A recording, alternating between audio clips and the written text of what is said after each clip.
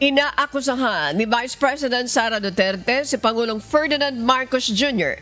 na umano'y maraming ginagawang impeachable offenses.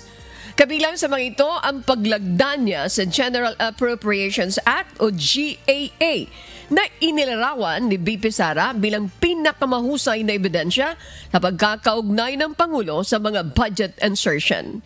Ipinunto rin ng Vice Presidente na violation to the Constitution ang pagpapahintulot sa pagpasok ng International Criminal Court sa bansa na dahilan ng pagkakadakip kay dating Pangulong Rodrigo Duterte.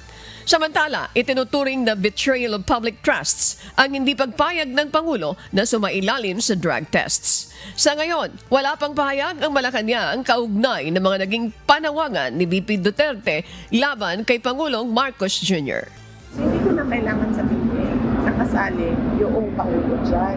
Kasi kitang-kita naman natin, kanino bang pirma? Sasabihin na naman niya, hindi niya pirma yung nandoon sa GAA. Hindi. Ako yan.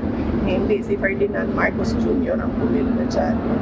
Ang ebidensya ng kanyang participation is yung pirma niya sa GAA. Well, accountable siya because he allowed the insertions. So that is a culpable violation of the Constitution.